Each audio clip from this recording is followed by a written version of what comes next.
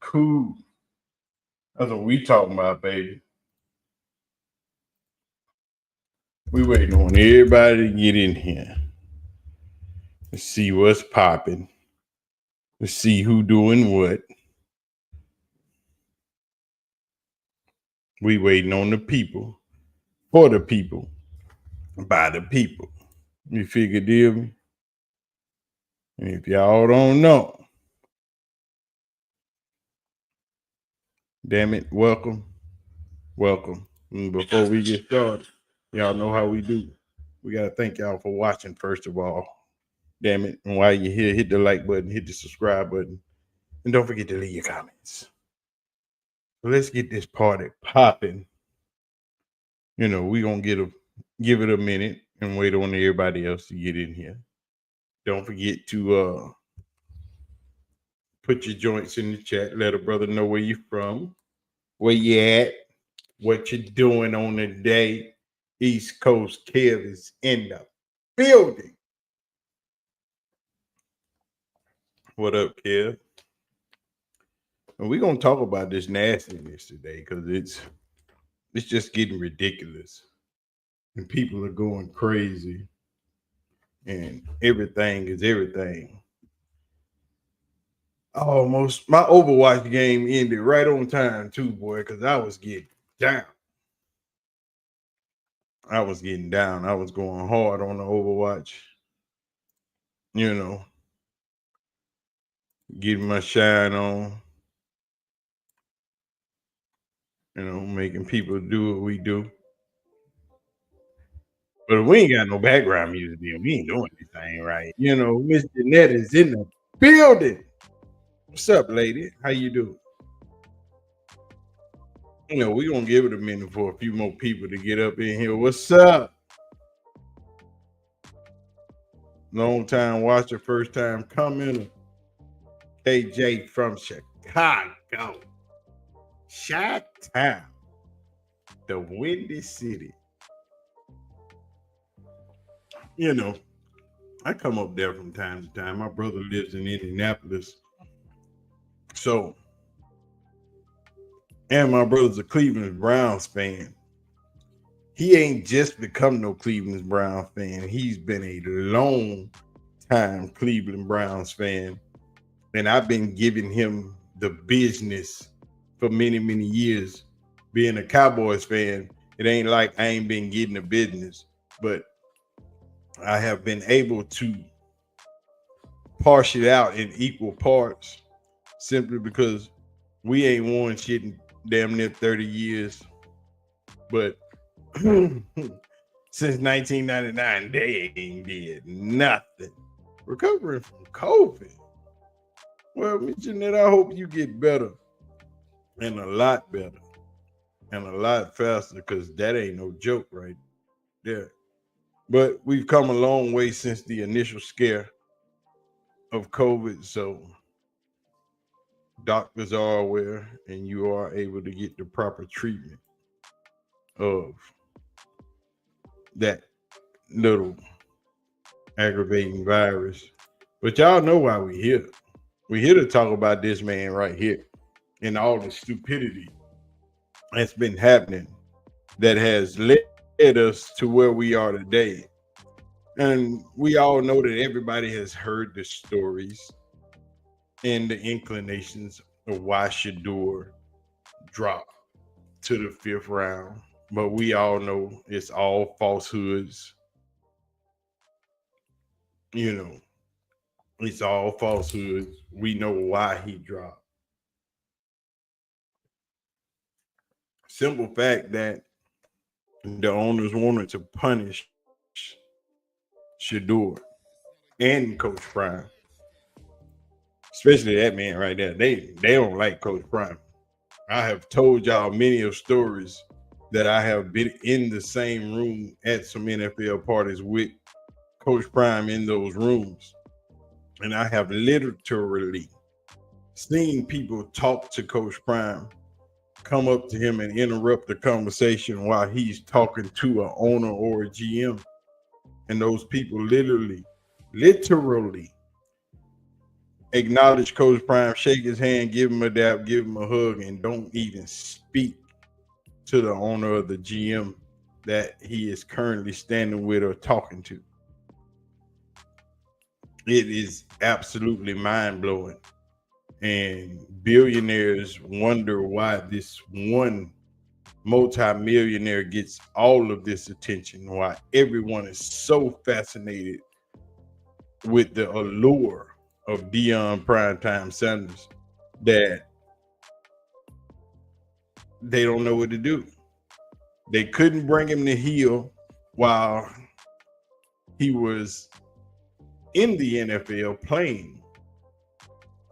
And once he got that coaching job, because he didn't have to go through what every other coach has gone through to become a head coach, Deion had to be punished in some kind of way.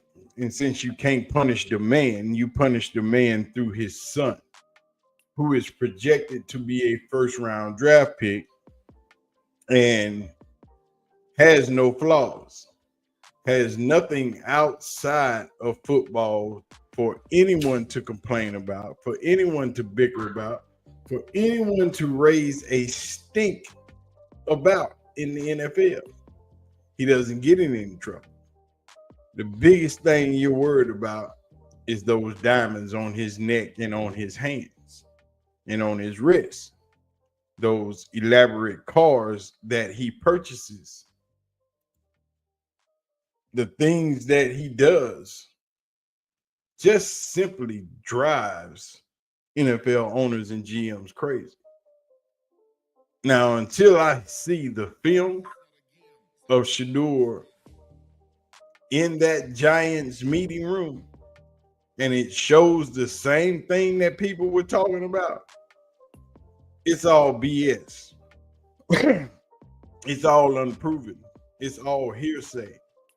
And the Shedeur Sanders that we all know, that we all been watching for so long, that we all have seen in interviews, have seen interact with people, kids, adults, it don't matter. We have never seen an illustration of what they mentioned that happened in those meetings. I have never seen Shedeur unprepared. I have never seen Shedeur in a manner that they speak of that was deemed that he wasn't prepared. I don't believe him, because in every action that I've witnessed, that wasn't the case. East Coast Care with the $5 super chat. They always hated Deion. They've always hated Deion Sanders, but the Coach Prime hate started when he snatched Travis Hunter from the PWI to JSU, which is true, ladies and gentlemen.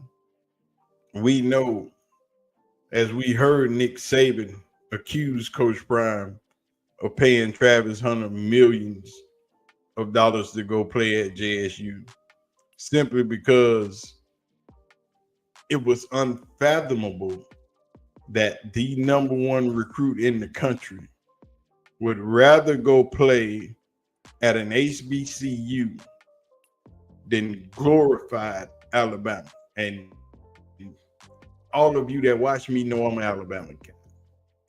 That's my thing. I spend my money because my daughter is currently attending the University of Alabama. But I don't know if I'm gonna become a UT fan, because my daughter just graduated high school Thursday, and she is currently getting ready to go to the University of Texas. I don't know how I feel about that right now, but it is what it is. I'm not going to become a fan just because my money goes there. I was already an Alabama fan, and then my daughter decided to go there. My sister graduated from Alabama. My brother graduated from Alabama. I graduated from Arizona State. So that's neither here nor there. But back to what we was talking about. when Saban was pissed and was talking all of that crap about Travis going to an HBCU, Dion and the likes at JSU spending millions of dollars. That's part of that Coach Prime hate. I got to hit this water. I've had family in town for the last 3-4 days, and all of them are just leaving out today. They were all in town for my daughter's graduation. And so I've been bombarded with people. That's why y'all didn't get a video yesterday, because well, y'all got a video yesterday. You didn't get a video day before yesterday, but it is what it is. And here we are with all this hate, and the hate is for Prime, and the only way to punish Coach Prime is to take it out on Shedeur. But let's get to the meat of the situation, where a ton of NFL legends are coming out talking about how good Shedeur is, and they don't understand how he fell to the 5th round. They all knew he was good. They've all seen him play. And we'll just start. Because I'm going to let a former GM, and if y'all don't know, Super Chats go to the front, as Kev has already displayed that. The Super Chats are back on. I got all that turned on, the Super Chats and the thanks and the emotes and all that crap. We got all that crap turned back on. But we're going to start out with a former NFL GM and hear what he had to say. I was at the game live, and I stayed on the sidelines the whole time just to pay attention to him, because I work for a couple teams in the NFL and they need a quarterback and all that. So I just stood there and watched him when he, 4th down, boom, he's on the sideline. Okay. What's he doing? He's going to his O-lineman. He's going to his running backs. He's going to his receivers, and just talking football, and you could tell they all looked at him. They all listened to him. He was a leader by far, the leader. I think with his demeanor, and second of all, he's got talent. Watch it. I gave him a 1st-round grade, and I just don't throw those around like they're anything. I might give 12 to 15 a year at most, and I thought he, in my opinion, he was the best quarterback when it's all said and done in this draft. He had no running game. He had no offensive line. Mm-hmm. And the guy still produced big time. I mean, he put up big time numbers, and I think, they're like, well, he's not the great athlete. I'm like, well, who do you compare him to? His dad? Of course not. But if you're comparing him to NFL quarterbacks, he's at least average. He's probably better than average. He got sacked so many times. I'm like, yeah, well, he had 2 guys on each side chasing him. What do you expect him to do? He's trying to get out of harm's way, but yeah, no, I honestly think, just in his demeanor and his mentality, in his throwing motion and his arm strength, and the fact that, he's not a bad athlete. He's not. I'm telling you. And you guys will find that out soon. You'll find it out real soon. And the way he acted on the sideline is the way you want a quarterback to react. Because like I said, I've been around with some really good ones, and they always had control of the offense on the sideline or on the field. And he has that it factor, and that's going to be huge for him. And that's a former GM. That's a former GM, Scott Colangelo, who was a GM actually for the Browns once, for the San Francisco 49ers, and the Baltimore Ravens. So we're not talking about somebody that doesn't know football. That's a GM that's been watching talent for 20, 30 plus years, and it's baffling that you have all of these people. If everybody is saying the same thing about you, then it has to be true. If a lot of different people in different areas are all speaking the same thing, somebody's wrong somewhere. And I think it's the people, and they wanted what they wanted was to punish him, right? They wanted him to make him out to be a bad guy. They wanted him to make him out to be a bad rich kid, a spoiled kid, a privileged kid, a kid that has been given everything and worked for nothing. That's what they wanted it to seem like. But see, when you are such a good person, when you've done nothing wrong in no areas of your life, that's a hard thing to put on somebody. When every other thing that you have done in your life says opposite, and the people that you've affected and talked to and reached out to, Shady put it in the proper perspective. And he just said what should have been said a long time ago. He just said it out loud. How long you been playing in the NFL? I played 9 years.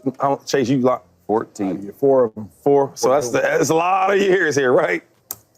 We ain't never heard this before. Never. You know why? Because you drafted a first round quarterback in the 5th round. That's the truth of it. You try to teach him a lesson, now it backfired. Because the 3rd round quarterback, we try to be respectful. Chase, I'm respectful. I get it. You're a quarterback and all that, and I get all that. But we know he's not better than Shedeur. We know what the team knows, the player knows. We know that. And we know that Shedeur is going to pass him. Hold on, we're going to pause it right there. Because the man said, you tried to teach him a lesson, and it backfired. And that's exactly what happened. You wanted to punish him. It's like I told y'all, they thought what they wanted to do was have Shedeur go undrafted. And by any measures, that couldn't happen.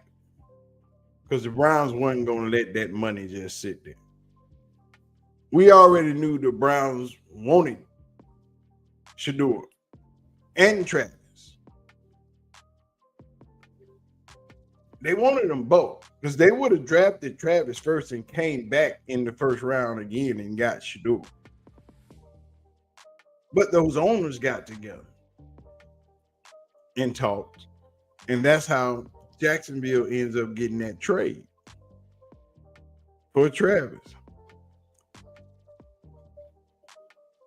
Shedeur has played in a pro scheme his entire college career. Like I said, Shedeur is the most pro-ready quarterback in this draft. Shedeur has trained with NFL quarterbacks, NFL receivers, NFL DBs, NFL coaches. No, some of them quarterbacks have trained, but that's what he has been doing since he was his senior year in high school. He has been training with these type of people in the summertime and right before the fall. Those are the people he's been working out with. So he's been throwing to NFL receivers. Y'all seen some of the video that Antonio Brown put out trying to make Shiloh look bad. But you know who was throwing that ball? That's Shedeur throwing the passes. That's not anybody else. That's Shedeur throwing those passes. See, and that's the point. They have been working out with NFL quality people for years. This is not new to them. That's why all of the things that he's running to in camp is nothing new. That's why all the things that has happened around him, he's been there, done that. Nothing that they could do would be a shock to him, would be a surprise. Everything that he's run across, he's seen it before because he's been enduring this process for years. He was raised to be this ever since he's been a quarterback. But let's get back to Shady. Real quick, right? But we got to do the steps. So let's get Gabriel out the way because we're not going to talk about him like we did before the draft.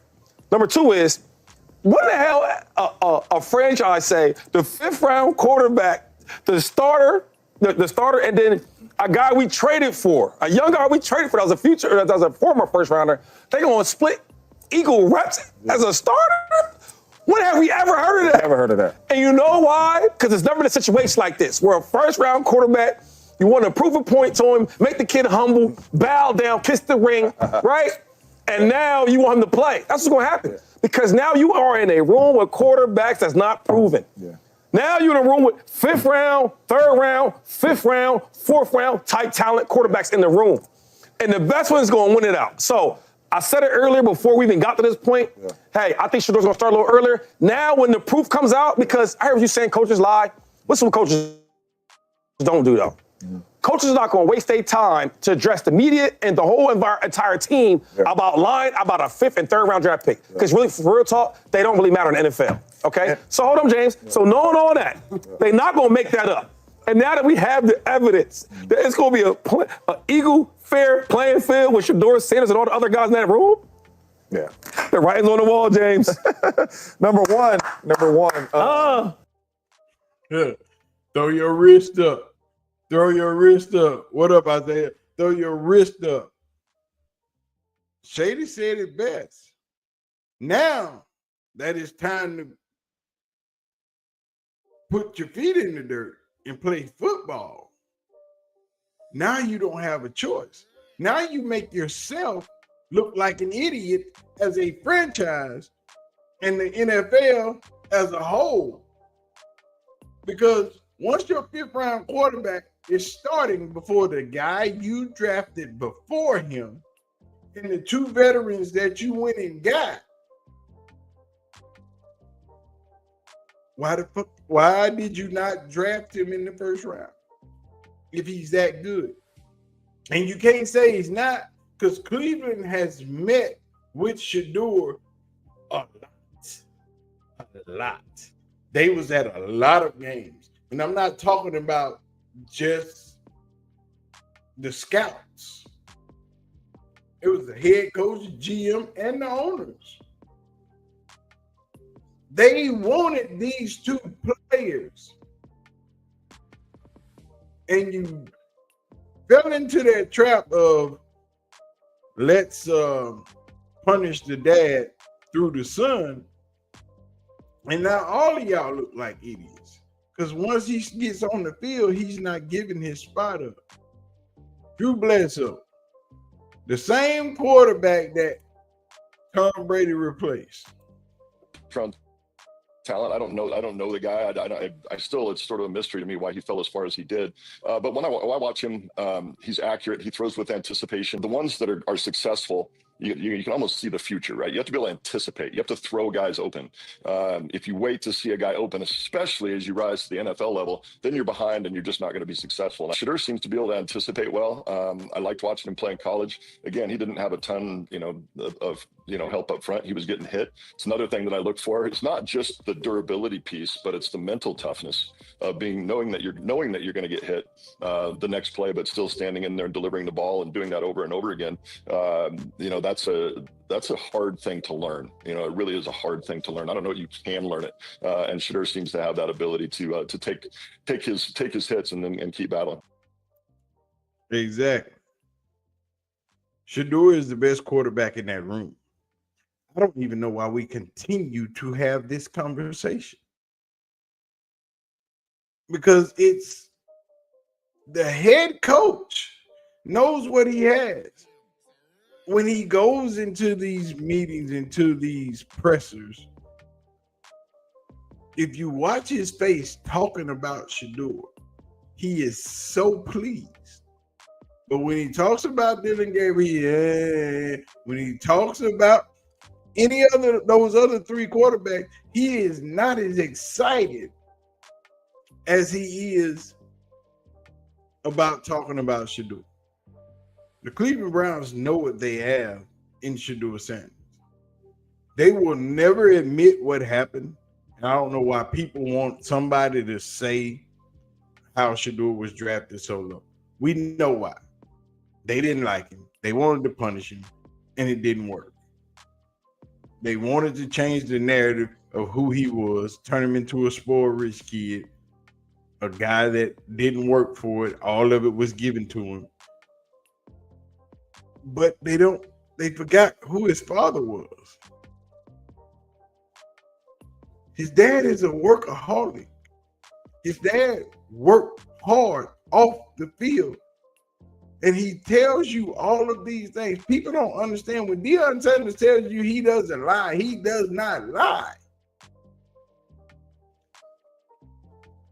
The things that he says are truthful. But Kevin's the Great kid, and whether it's a following that he's earned, I mean, that's something that he's done a great job of interacting with fans. And but he is a great kid. You guys will get to know him more. He's working like crazy, just like all the guys. He's another young man. These rookies, you know, my office is downstairs. As they got to walk by my office as they come in. They come in early. And Shedeur, just like all those guys, he's in there early. He's getting his work done. So he's working really hard. I like everything there is about Shedeur. And that's the head coach. He ain't bragging on Dylan Gabriel like that. That entire interview, he did not brag on Dylan Gabriel like that at all. But they know what they have in Shedeur Sanders. Everybody keeps trying to you can't even compare the two. Dylan Gabriel played more games than Shedeur Sanders in college. Dylan Gabriel was in college for 6 freaking years. But Shedeur is leading the NCAA in completion percentage out of everyone who's ever played the game of football, in college. Shedeur is the all-time completion percentage leader in college football. And people want to say, yes, he got sacked a lot. Of course he did. His offensive line sucked. Go back and watch the games. The man has no time to throw the ball. Well, he threw a lot of screenplays.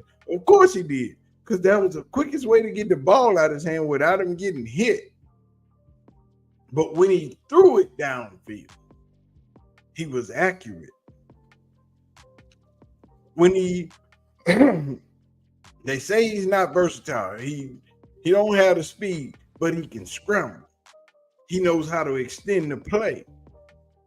He can have 2 or 3 players draped on him and get out of that and make a completion or run and get a first down. Did they not watch the football games is my question. Did you not watch the film? Bernie Kosar, a Cleveland legend. When Cleveland Browns came back to the NFL in 1999, Bernie Kosar was that man, that boy, a Miami product, coming out of the University of Miami. Bernie Kosar was the man. I mean, Bernie Kosar was football. And that was 40 years ago. Almost. A long time ago. Since Bernie Kosar started in Cleveland, Cleveland has had 40 different quarterbacks from 1999 to 2025, 26 years this year. 40 different quarterbacks. And whoever starts this year will be 41, 42, and 43. Last year, every quarterback that Cleveland had on the roster started more than one game, which is horrible for a franchise. But Let's listen to Bernie. Amazing to me watching Cam and Shedeur in college, how they already have that confidence and ability, pocket presence to hang this close to a defensive tackle, Tyvis, and not be affected, keep your feet calm, and execute a throw. So I loved watching that coming in. I was super surprised he fell that far like he did. So I'm like just any fan, I'm looking forward to seeing him play, truthfully. Yeah. He's looking forward to seeing him play. But all we want to know is, how is he going to play? How is he going to get the reps? But Kevin Stefanski broke that down. The work that the guys are putting in, it's hard. It's not easy right now. The guys are in early, staying late.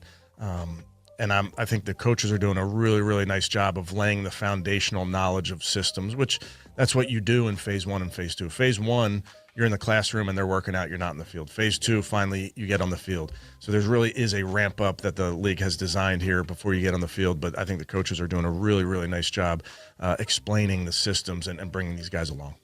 So quarterback wise, you added players at minicamp to give two quarterbacks a lot of reps. What do you do now to keep that going? Yeah, I think the big thing for us is maximizing every rep, Tony. So certainly you're going to have more 7-on-7. You're going to have 2 7-on-7s. You're going to have 2 team periods starting on Wednesday. So the number of reps will increase while you're not trying to run your receivers ragged into the ground. So you're certainly trying to be smart about that. You'll do a red zone 7-on-7 for that reason. The other thing you do with quarterbacks, and this is kind of a new thing within the last 10 years, and I had it at the Vikings when coaching quarterbacks, is virtual reality. VR can be a big tool for especially young players. Something it's really dependent on the player, how they like it, but that's something that we'll be working the next 3 weeks with that. And what you're essentially trying to do is, if I'm a quarterback or any player, but take quarterback for now, if I get the rep, it's a learning experience for me. So it's whatever the play is, and I got that rep, I got how it felt, I got what it sounded like coming out of the huddle. How do you replicate that is really the question. So what you can do is you can stand behind that quarterback while he's getting a rep, and you can call the play on your own, and you can take the drop, and you can kind of go where you would go with the ball and not throw anything. Or you then go after practice, and we have these beautiful walkthrough rooms at work, with a huge screen, whatever it is, 30. VR. This isn't VR. This is just, it's probably 25-yard screen in front of you with turf field, where you can then put the angle that is closest to the players and then mimic the rep that way. Or, to your point, Tony, you can then do VR. So there's ways to, if you're not getting the actual rep, I do believe there's ways to try to get that rep in a variety of ways. Yeah. That's how we're going to get reps. Because people don't think that these guys are going to split reps. They're going to have to split reps because they're going to have to see what they got coming into the season. We know what Flacco is. We know what Pickett is. But you want to know what you got in Shedeur, even though you're very confident that you drafted Shedeur to be your starting quarterback. Y'all make sure y'all hit the like button while y'all in here, please. As we get closer to OTAs, it's going to be hard to split reps in a manner to give Dylan Gabriel and Shedeur split as they go deeper into OTAs, into training camp. Those reps are going to start shortening up. And somebody's going to have to take the lesser reps, because whoever's starting the season is going to get the most reps, because you have to get reps in with your receivers and your offensive line so they can get used to your cadence, used to your snap count, and you have to get used to your receivers and how that room feels. But Shedeur spoke on that wide receiver room and how everything is going in that wide receiver room. And it's crazy that the media tries to portray them as everybody not getting along. but Shedeur has something. One of one in that quarterback room. I'll say we all different characters. It's funny going there and seeing Joe every day. Flacco? Yes. Tell me. It's fun. It's funny seeing him because at first I'm like, wow, I'm really with Joe Flacco right now. Like, we're on the same team. Yeah. So like that's cool. And then of course with Kenny, the experience he had being in the league for these years, it's cool. Like just seeing the process of it. And Deshaun, of course, he's active in there. He's in all the meetings, so it's cool talking to him. Does Flacco talk to you about anything non-football related? Like, what are you two talking about? Like, clearly you get a kick out of Flacco. I want to know why. Why do you get a kick out of Flacco? It's just so funny that we always in there. We're on the same team. That's why it's like so funny. It's just like, geez. Does he give you any advice? Of course, all of them, everybody's cool in the room. Like, Yeah. You know, outside the room, people try to put us against each other, but like inside the room, like we know we won. Yeah. That part. Outside the room, everybody's trying to tear them apart. But inside the room, they know who they are. You know, everybody knows who everybody is. Y'all know super chats go to the top. And our answer first, we will get into the chat in a little bit and get into some questions and answers and see what y'all got to say. But it's been crazy to watch this all play out and watch how the media has tried to spin it from where it started. Now, everybody, and I mean everybody, is loaded on Shedeur and has the great stuff to say. Everybody is feeling good about Shedeur. Dominique Foxworth has been on top of Shedeur and saying he was going to start since he was drafted. He was asking why he wasn't drafted in the first round on the night of the draft, like the rest of us. But Shedeur Sanders will be the starting quarterback for the Browns entering the season. I think that they want to know what they have in either Shedeur or Gabriel before the season is over, because there's a chance that they'll be at the top of a good quarterback draft again next year. So I think they'll move quickly to getting those guys on the field to see what type of players they will be. yeah, they got to move quickly because they got to know what they got. And Shedeur is the best option. Kevin Stefanski. Don't pay attention to where you are in line, because where you are on Tuesday, it may be different Wednesday. So, no, we don't pay close attention to that. Certainly, you have to decide what order the guys are going to go out, and sometimes it may be player X, player Y, whatever it is. The big thing for us is making sure we give the guys enough reps that they need. So, making sure that they have enough where both it's twofold. Both they're learning the system, they're developing, and we're evaluating them. We're finding out more about them. So that's where I said before, it's not going to be everybody gets 25% of these reps. That's not how it's going to be. We want to give everybody enough reps where we can learn more about them and prepare them to get ready to play. Yeah. I'm going to give them enough reps so they can prepare to get ready to play. But like I said, as OTAs lengthen, and as OTAs end and they move into training camp, somebody's reps are going to start to get shorter and shorter, because once you determine who's going to start that season and who looks the best and who you think gives you the best opportunity to win, that person has to take the majority of the snaps. And as we all know, Flacco and Shedeur are the best two options you got. Flacco is a Super Bowl winning quarterback. He is smart. He has a big arm. He's just old as shit. You know, Flacco is old. Flacco is 41. So he ain't Tom Brady. And Shedeur is the best quarterback. Shedeur is the best quarterback in this draft class. In 5 years, when we look back at this draft class with Jackson Dart, Cam Ward, and all the others, we will know that Shedeur Sanders was the best pick in this draft. and the Browns got him for a cheap price. But when you get ready to get that second contract, you're going to need about 8 Brinks trucks because it's going to cost you about $500 million, about $500 million.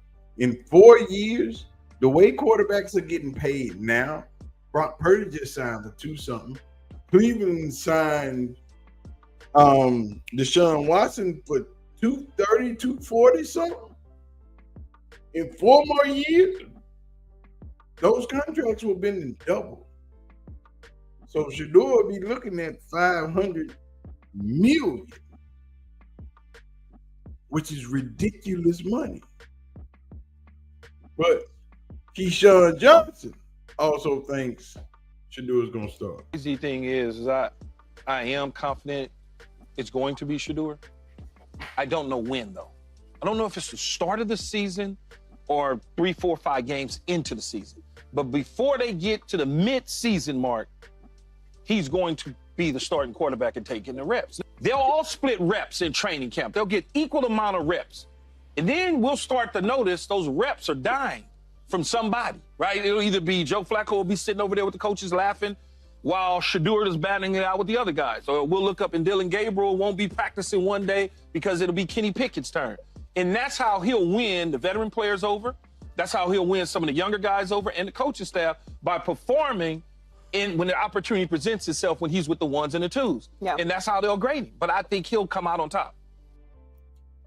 Me too. I think he'll definitely come out on top. It's crazy, though, because if you see some of these articles, and I got some more stuff I could show y'all about some of the hating side, but I'm going to use that for some videos later on this week. So y'all watch out. Because y'all, all of y'all that subscribe to my channel know I do them hater videos. I like to hit them haters upside the head. You know what I'm saying? We love to hit them haters and make them understand it is what it is. But somebody asked me the other day, why haven't I done any other Jason Whitlock or Coach JB videos? Because they're not worth it. Those two are not worth talking about. Not on this aspect, because we know both of them are super extra haters of Deion and his collective of people. But it's crazy. I'm gonna get y'all one more video of Coach Stefanski and Shedeur. Let's go. Work that the guys are putting in, it's hard. It's not easy right now. The guys are in early, staying late. And I think the coaches are doing a really, really nice job of laying the foundational knowledge of systems, which that's what you do in phase. No, I didn't want to give y'all that one. That was crazy.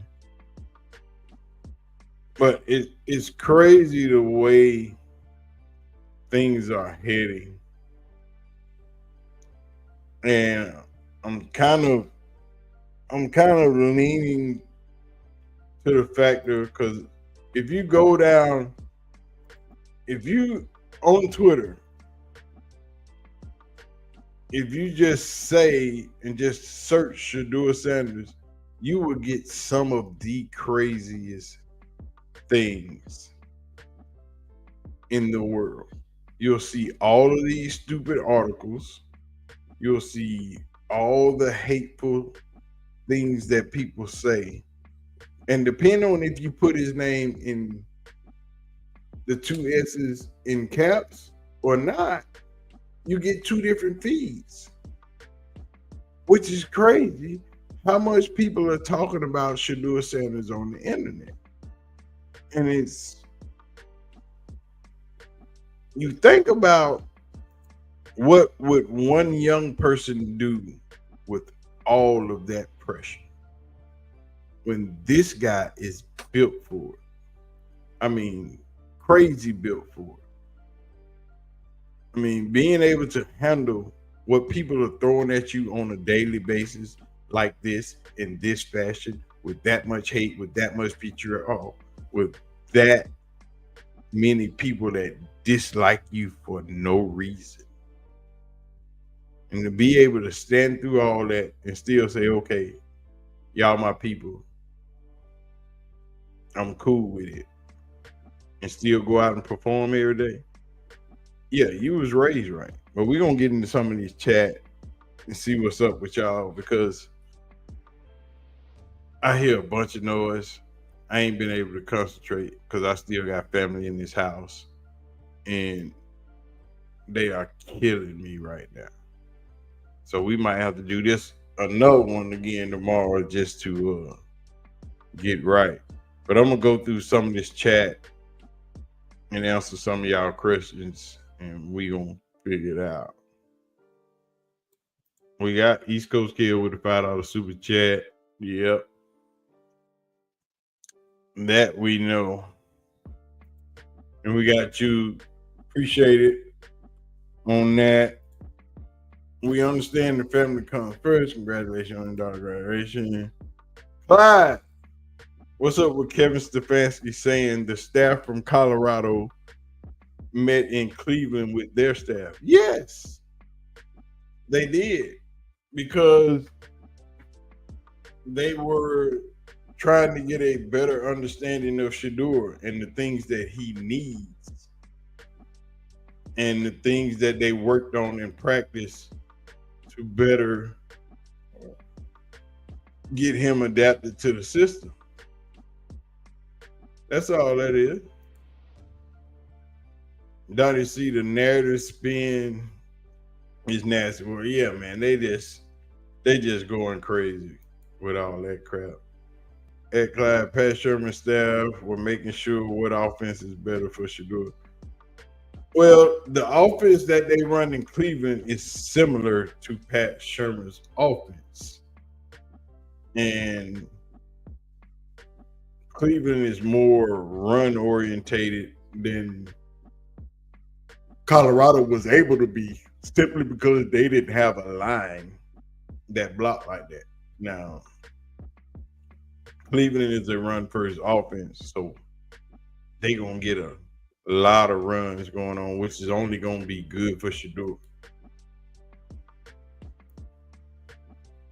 Isaiah, Foul Authority. They're gonna stall Shedeur out for a few weeks, then give it to him. I don't think they're gonna stall him out, Byron. I don't think they're gonna stall him out. I think they are going to let him start week 1, because I don't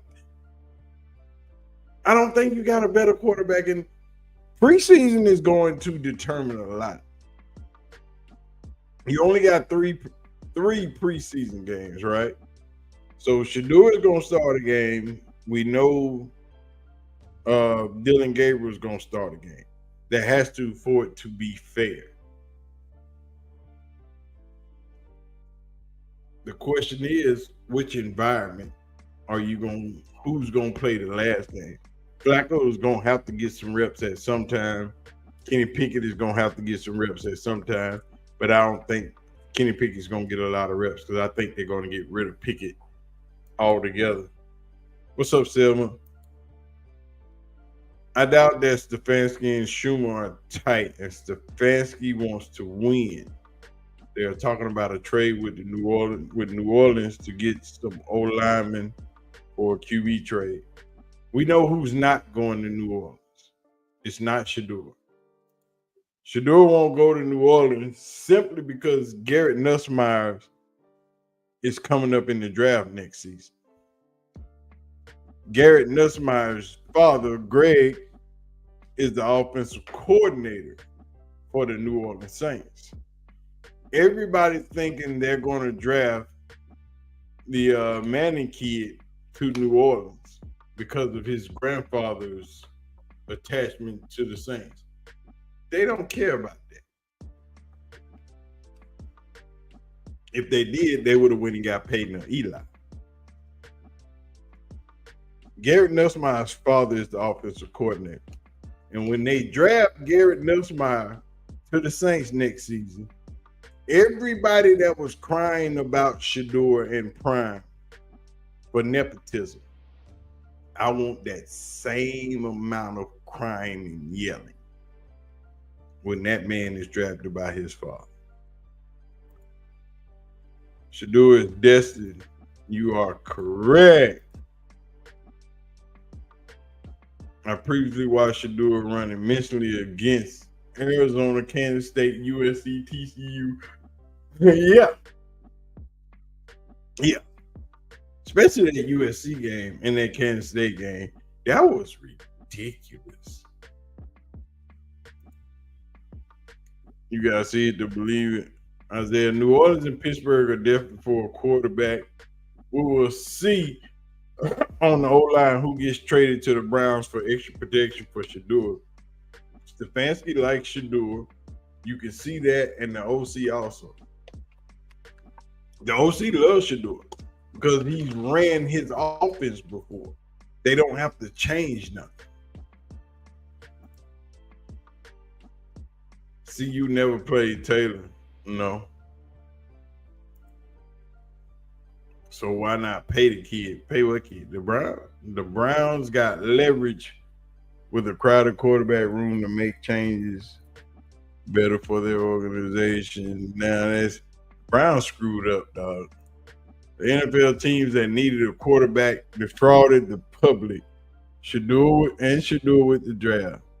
They should have to answer for what happened. Pro sports supposed to be a meritocracy. No.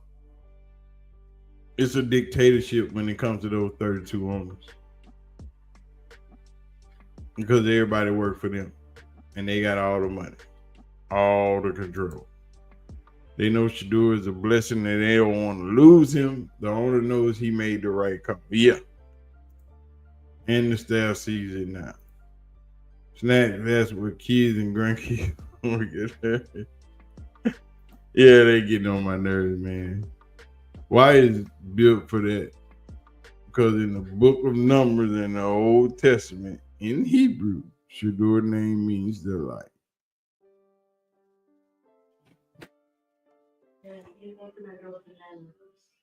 You open it.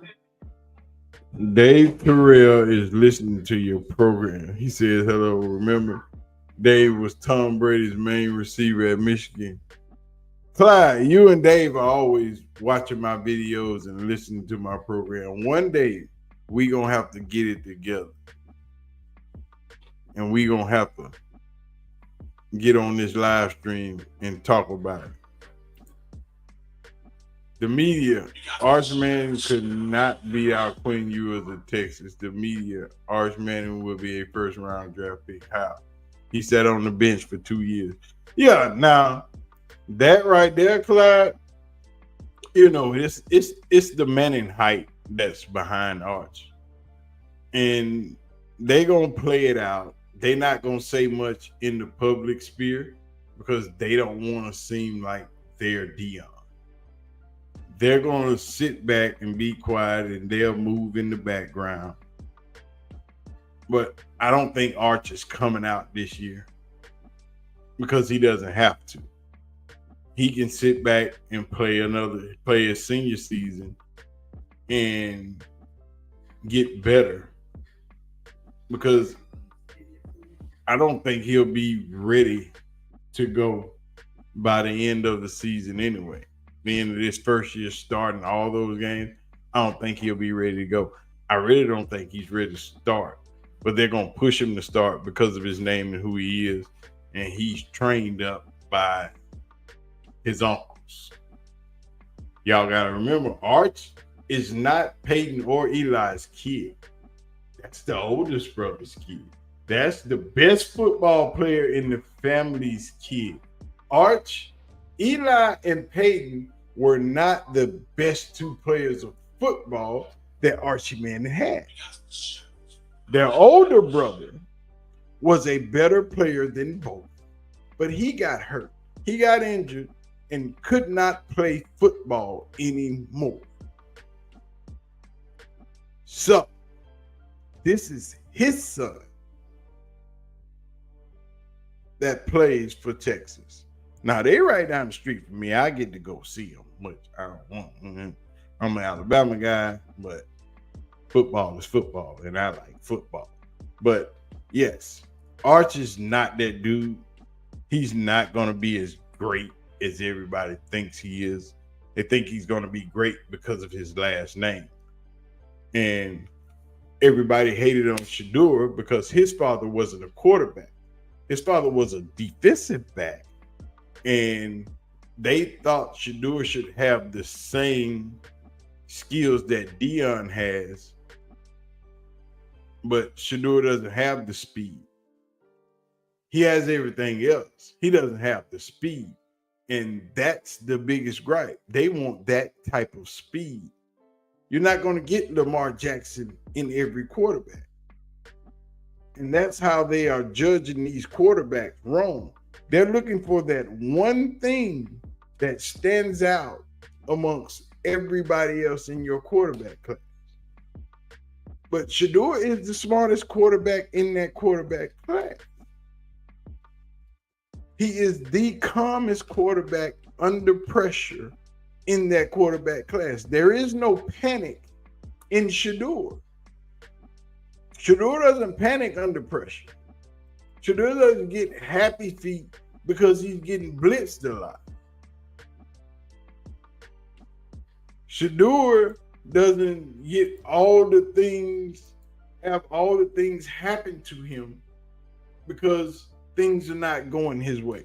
He doesn't get flustered. He doesn't fuss at his linemen. He doesn't fuss at his receivers. He doesn't fuss at his running back for not doing their job.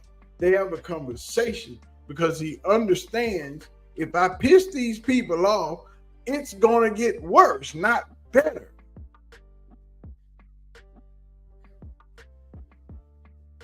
What'd you say, Clyde? Let me see right here. Isaiah K. Salter will outplay Archie Manning, and the next year Juju will make him look bad. Watch. I'll tell you, Peyton Manning's son is a quarterback beast that little kids got an arm. Yeah, Peyton Manning's son is a true quarterback. I've seen videos of Peyton Manning's son. That young man is a quarterback. He is his father's kid. Dave said he's flying to Las Vegas to play golf with Justin Fargas, Huggy Bear's son. I shall stay in touch to set it up. Justin played at Michigan and USC.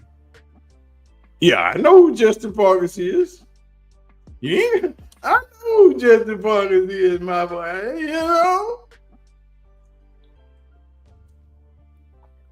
I know who Justin Fargas is. Justin Fargas also played with Green Bay. You left that part out. Shedeur is a comeback quarterback in football game.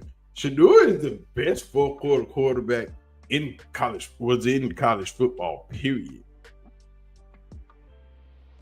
You know, Shedeur was in clutch situations. That's who you wanted the ball, who had the ball in his hands, Shedeur. He doesn't rattle. He has no fear when it comes to those things. His poise equals his precision. If you watch, what game was that? I think that was the Kansas State. No, it wasn't the Kansas State game. It was one of them games. Shedeur rolled out to the left, being chased by two defenders. Both of them grabbed him. He pulled him. No one else. It's not Baylor, Jeanette. He pulled him, got out of that sack, took about 3 steps forward, reset his feet, and drilled that pass across the middle to Jimmy Horn coming across the middle. And he's done that over and over and over. The Baylor pass was ridiculous. Those passes in the USC game were ridiculous. People don't understand the USC had pressure on Shedeur within 2 seconds of the ball being snapped all game. And they still almost won that game, being down 34-7.